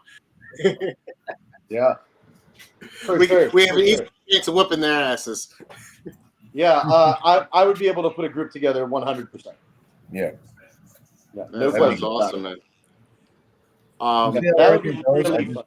I just know the traveling expenses and everything else were extreme. So if anything, somebody would have to literally come here to do it, and then eventually we would go over there to do it because just from the Montana trip was, I mean, even Dan can tell you when we were trying to buy tickets, we went from buying one ticket that was supposed to be maybe $380 something that went up to almost $500 while we were purchasing tickets. And we didn't expect it to even go up that high, you know, and then all of a sudden we went from spending, I don't know, maybe a few thousand, you know, to spending almost $10,000 for plane tickets, you know what I mean? Just for plane tickets, you know, because it gets expensive really quick, man, with this. Really quick. It does. Yeah, for sure. Especially we're transferring all these guys over from, you know, New York to, you know, to Bozeman. And then from Bozeman, we're driving 3 hours to Great Falls. So it's crazy. Yeah, man. It's expensive. It's not only a financial tax, but it's also a time tax because we got it's a almost 18 hours of travel. Yeah. Between, you know, getting to the airport from his house early enough to make sure we're there, or, you know, at an appropriate time. Then we're flying. We got a layover. I think we're laying over in Seattle or something like that, and then we're going over to. We're laying over in 2 hours. Yeah. So it's going to be exhausting, you know. But I'm glad we have a good day in between to kind of recuperate because I can tell you, I've traveled for events. I'm going to need that day. Well, we're going to the hot springs. The next day, we're going to the hot springs. Yeah, that's right. That's a huge bonus. That's going to be my day because I don't give a shit what the fuck happens as long as I have something to eat and to drink and I'm in the hot springs in Montana. That's my day to actually kind of relax. Sounds great. Right. I mean, and everybody gets to relax and eat and drink and enjoy the hot springs. And then Saturday, interviews, photos, videos, and super matches. Can't fucking wait. Super matches, yeah. But I gotta say, before we get a little too far ahead of ourselves, I know we have, you know, this big super match events coming up, but we have some other things that are coming up in the more near future that I wanted to, you know, just highlight real quick. This upcoming weekend, right? We got the Knuckles Up 4. Yeah. That's happening locally. I'm unfortunately not unable to make it, but I know Steve's going to be present I'll for be that. there, VIP, sitting next to Paul Italia and Ryan Grondin, watching the best of the best. That's going to be an epic showdown. I'm looking forward to their event, kicking it off. I'm excited to see what they got going on for who's who for the winner. Very much excited. I can't wait to watch Merlot. That's going to be such a good match. Watching Merlot is always enjoyable. I know, dude. That's why I love watching him pull, dude. It's always a fucking battle with him. Always. Like my favorite arm wrestler. Yeah. He's one of my favorites too. I love the energy. It's my favorite arm wrestling match. Dude, and he's such a nice guy. He is such a nice dude. guy. Like he's just. They don't make him any nicer. Nah. He's a really nice dude. He really Sorry, is. Paul Lynn. I think Merlot got you beat on niceness. I like Paul Lynn too. I like Paul. I talk to Paul a lot. I do. I like Paul. Paul and I. He was one of my first coaches, so I love Paul. Paul, I got nothing but nice things to say about him. I always spoke to him a little bit. Guys, they're both really good guys. So then the following weekend, though, is something a little more local to me. On the 22nd. There's going to be a car show. A buddy of mine who used to arm wrestle with me, he kind of took a step away from the arm wrestling table practices for a little bit because he's organizing his own car club. This QR code will take you to his Instagram page, get a little more information on a car show with high-end cars, all these amazing cars. I think the owner of the person that's hosting this for him actually has shops from here to California. I've been asked to bring a couple of tables to demonstrate arm wrestling, so I'm not going to work too hard on it because the following weekend I got. I don't worry, I won't burn out. I'm not pulling anybody who's actually an arm wrestler. I'm just going to pull some guys who think they know how to arm wrestle. All right. And just make sure people are safe. I'm just going to be there to keep everybody safe and kind of introduce and grow the sport in my own, literally in my own backyard because it's like 3 blocks away from my house, which is amazing. It's in Deer Park, New York. If you live on Long Island and live in New York and you're looking for a fun place to hang out and arm wrestle and see some nice cars, please come through. Shoot me a message on Instagram, Facebook, or shoot the organizer, Jacob Smitty. Amazing kid. He's a great young guy.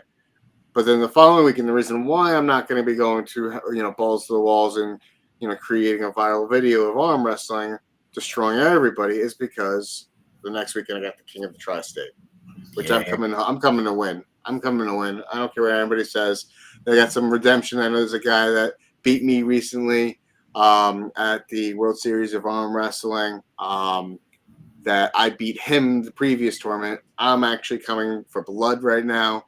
I got to tell you, I'm feeling stronger than I've ever felt, and training camp is going well, Steve. Everybody knows there's going to be people from all over the world, Kenya, Australia, Puerto Rico, all over Argentina, to come to the King of the Tri-State Arnold Classic Qualifier. Will be September 28th. Everybody knows the way I do things there. There will be free food. First place prize winner gets $100. Custom awards, obviously, free giveaways. It's going to be absolutely beautiful venue at the Homewood Suites Inn. I was doing it at a hotel. There is a block of hotel rooms. If anybody needs the hotel code to get a deal, let me know. Or there's other hotels that are around there that are a little bit less expensive. But King of the Tri-State, guys, this is time to qualify for the Arnolds. And man, everybody knows the way I do things on the tournaments. They're always top notch. I always take care of all my competitors. So there's going to be a super match on that day, which is my man, Jesus, that's in the chat right now.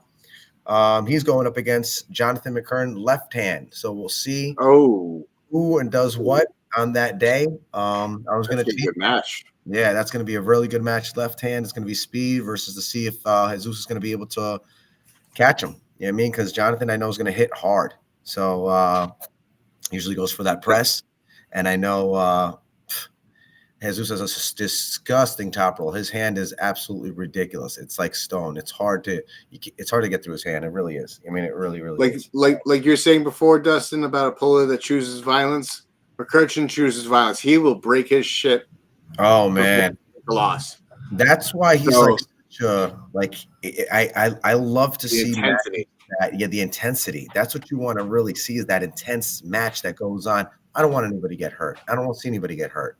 But just the fact that you're putting everything out there as much as you can to win, I just love that shit, man. You know what I mean?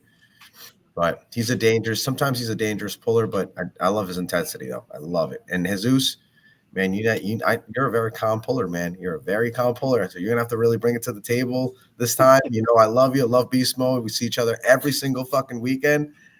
But my man, you gotta bring the intensity. Polar opposites. Opposites by personality, which is awesome. Like at a 9 to a 10 when it comes to intensity, and Jesus is like a 1 to a 2. You know what I mean? You know, silent killer. He is. He really is a silent killer, man. You better watch his fucking hand. That left hand is dangerous, man. It really is. It really is. Well, let me just say, hats off to the silent killers. Hats off to the violent individuals. There's someone out there for everybody in the sport, and it's one of the things that makes it cool. Absolutely. I've got to go, guys. Thank you so much for your time. I hope you have me back on. Hit me up.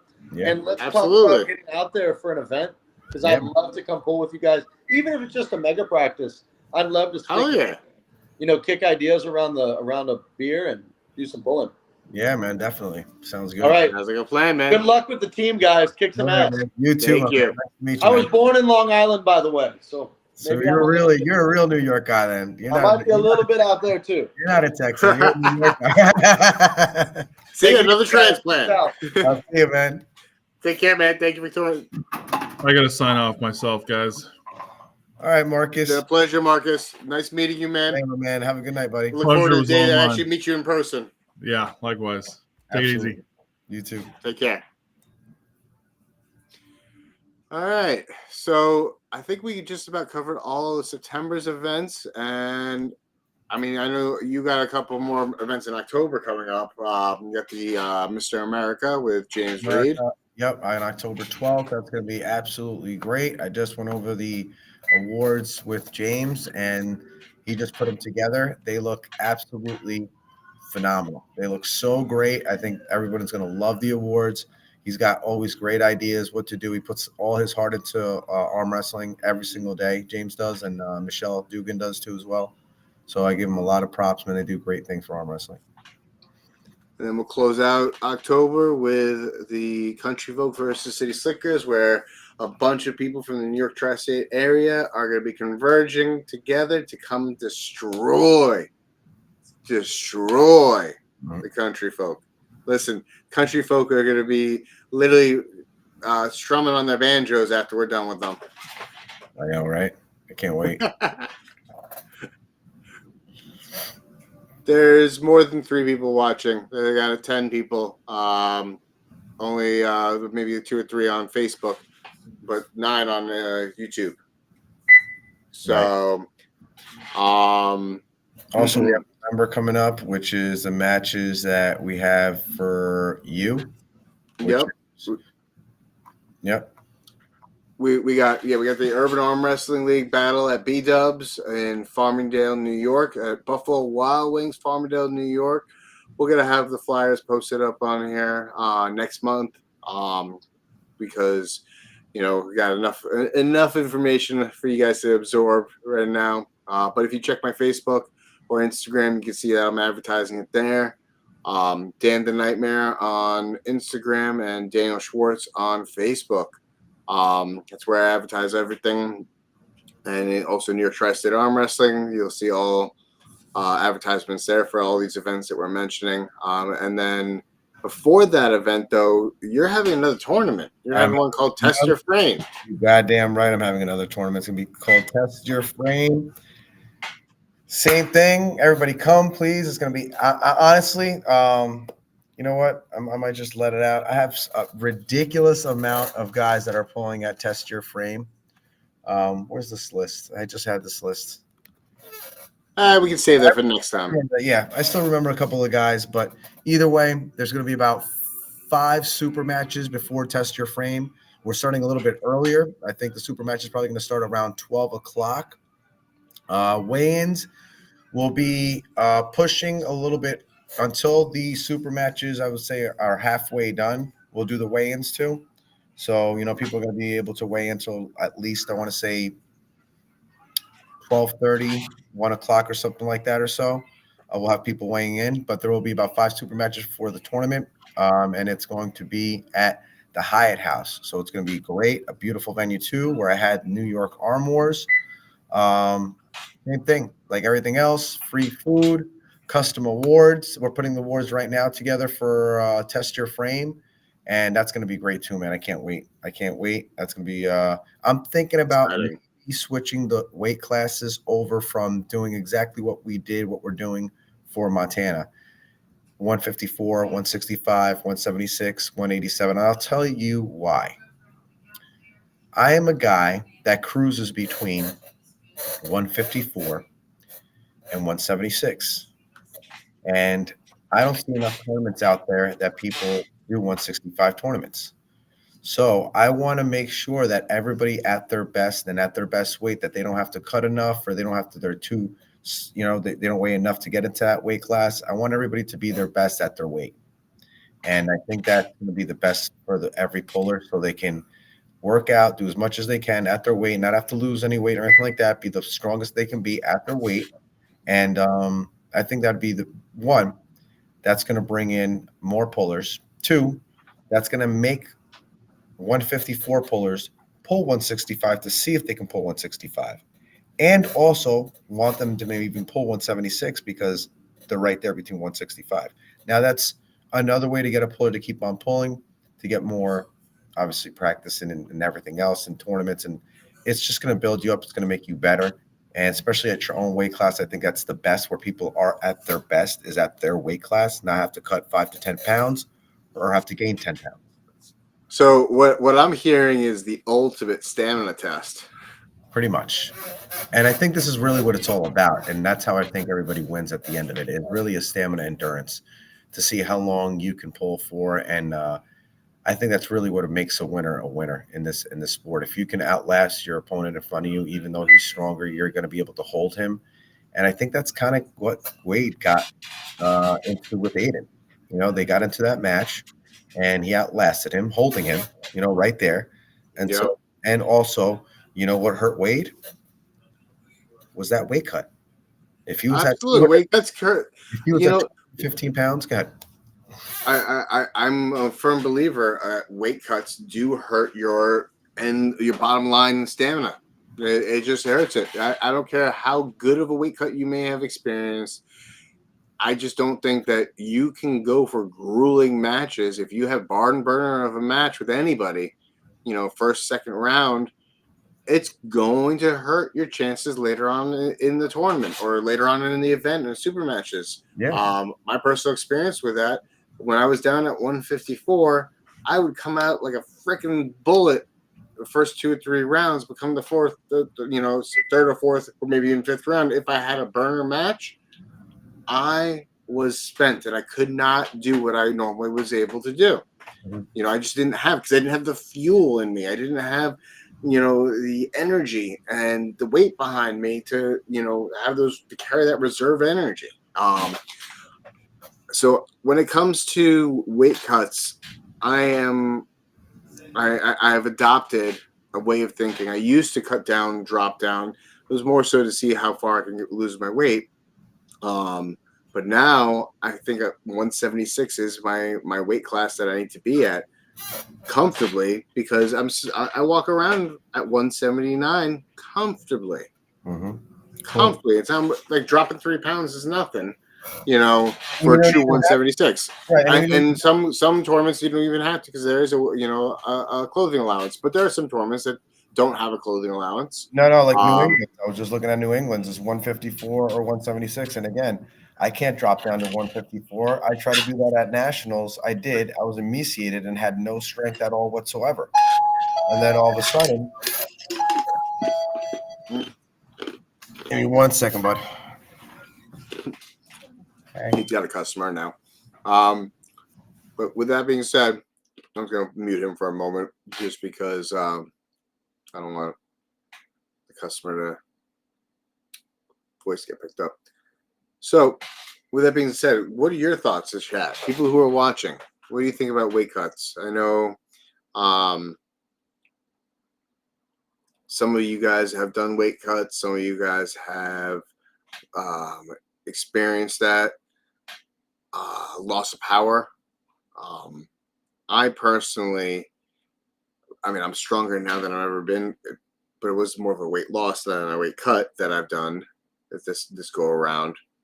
So just curious to see what you guys have to say about that. I am eager to find that out about each and every one of you who are still watching. And clarification, I know Steve congratulated me on a year. I'm not just quite there yet. I'm 9 months in of being clean and serene. Shout out to Chris Lacco for helping guide me and showing me the way, a better way to live. And I am about a week and a half nicotine free. So I am living a much healthier lifestyle now, guys. So look out. I can train harder. I feel healthier. I feel stronger than I've ever been. 176 class. I am here to win it. And if I need to cut down to 165 for a money match, make it make sense for me. Make it make sense for me. Jesus, I'm down to 220 and I'm feeling the same power-wise. I just need to rest. Okay. All right. You're down to 220. You were bigger than that recently, weren't you? So bravo. I'm getting down to that. It's good shit right there.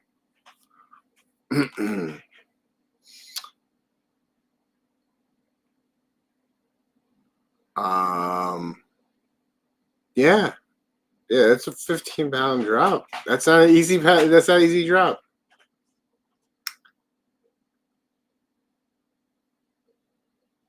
The supplements that help with withdrawal in general. No, actually I don't. I gotta say my mind feels crazier than I've ever been since being nicotine free. But my patience is wearing very thinly on a lot of different capacities. Steve can attest to that I have no chill the last week and a half. No, no. Because of being nicotine free. But yeah, please share with me any supplements. Share with me any supplements, Drew. Like I was saying about the weight cut, that's why I think I'm going to turn it over to 154, 165, 176, so on and so forth. Just because I think it's better to do things like that. It's shows, it's going to showcase a lot of better pullers at their weight class. I was even talking to Paul Lynn Jr. We pull a lot because we were usually almost about the same weight. Like he's about 165. And he didn't want to really pull either, and at 154 because he didn't want to lose the weight. And I didn't either. And we ended up pulling 176. But I felt more comfortable at that higher weight class than I did at 154 because I feel like I didn't take the strength with me going down at that weight class. So I think that's why, showcasing a little bit more weight classes like that, it's going to be better for the sport and better for the pullers. I like the sound of it, man. I'm excited for it. I will say we are approaching the 2-hour mark, so I think we should wrap it up. Stay tuned for next week. We'll cover more things about the country folk versus city slickers as more information gets ironed out between us, and we will make more announcements on that regard. Stay tuned. Oh, thank you, Drew. Theanine. I never knew that. I'm going to look that up. Appreciate that, man. Thank you. Peace out, everybody. Thank you for tuning in. Thanks, guys.